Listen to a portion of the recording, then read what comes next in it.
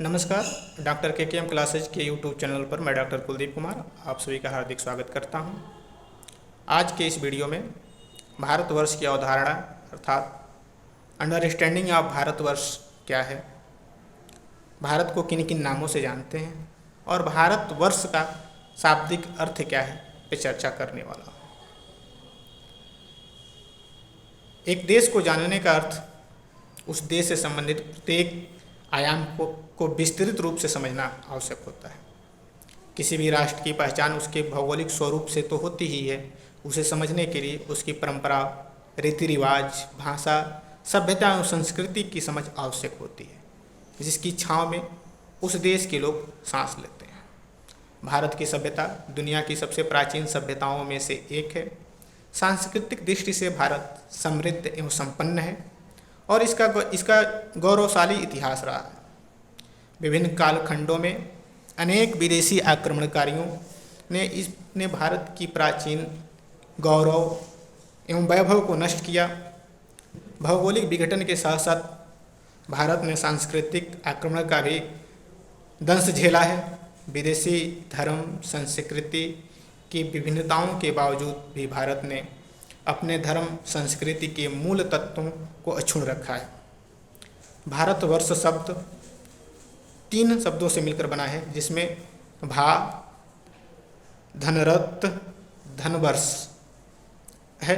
अर्थात भा का अर्थ होता है प्रकाश या दीप्ति, रत का अर्थ होता है लीन या संलग्न होना तथा वर्ष का अर्थ होता है स्थान या क्षेत्र। इस प्रकार भारतवर्ष का शाब्दिक जो अर्थ है, ऐसा स्थान जो निरंतर प्रकाशमय रहता है। भारतवर्ष का भा शब्द जो है वो आध्यात्मिक प्रकाश का द्योतक है।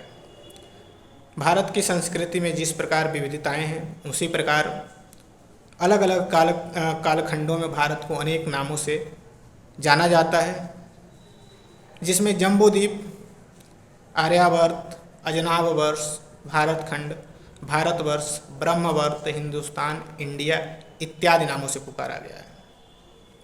वैदिक साहित्यों एवं पौराणिक ग्रंथों के अनुसार भारत नाम के मूल में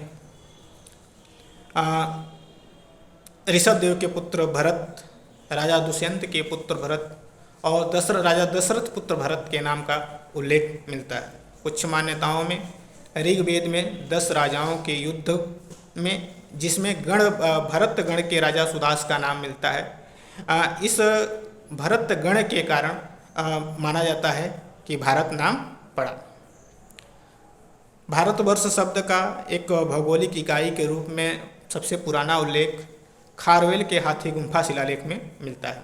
इसके अतिरिक्त नक्श-ए-रुस्तम शिलालेख एवं बाह्य आक्रमणकारियों के सिक्कों पर भी भारत या हिंद नाम का उल्लेख मिलता है। यूनानियों ने इस देश को सिंधु नदी के नाम पर इंडिका और अंग्रेजी में इसको इंडिया कहा गया। इसके अतिरिक्त भारतवर्ष को समझने के लिए भारत के भौगोलिक जो स्वरूप है उसके अंतर्गत नदियां हैं, सरोवर हैं, पर्वत हैं, 4 धाम हैं, 7 पुरियाँ हैं। 7 पुरियों का भी उल्लेख मिलता है, जिसमें अयोध्या है, मथुरा है, माया है, कांसी है, काशी है, कांची है, अवंतिका है और द्वारिका है। इसको समझना 12 ज्योतिर्लिंग हैं। भारत के विभिन्न क्षेत्रों में इसको स्थापित हैं। इसका महात्म्य क्या है? इसके अतिरिक्त जो भारत में शक्तिपीठ हैं, जैसे देवी भागवत में शक्तिपीठ की संख्या 108 बताई गई है। इसके अतिरिक्त संस्कृत जो वाङ्मय हैं, वेद, पुराण, उपनिषद, स्मृति, पुराण, महाकाव्य में भी भारत के स्वरूप का वर्णन किया गया है। जैन एवं बौद्ध जो ग्रंथ हैं उसमें भी भारत की संस्कृति के विषय में विस्तृत विवरण दिया गया है। इसके अतिरिक्त अगर अन्य ग्रंथों की बात की जाए तो कल्हड़ की राजतरंगिणी है, कौटिल्य का अर्थशास्त्र है, पतंजलि का महाभाष्य है और कालिदास के अनेक ग्रंथ हैं विशाखदत्त का मुद्रा राक्षस है में भारत की सांस्कृतिक संस्कृति के विषय में, सभ्यता के विषय में, सामाजिक जीवन के विषय में विस्तृत वर्णन किया गया है।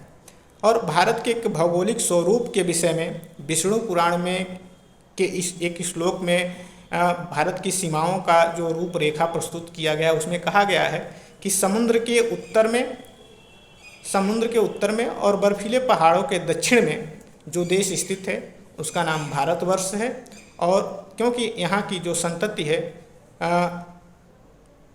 उसे भारती कहते हैं, अर्थात भारतीय संतति निवास करती है। तो यह भारत का एक स्वरूप क्या है, इसको हमने स्पष्ट किया। और आज के इस वीडियो में बस इतना ही। मिलते हैं अगले वीडियो में एक नए टॉपिक के साथ। तब तक के लिए नमस्कार।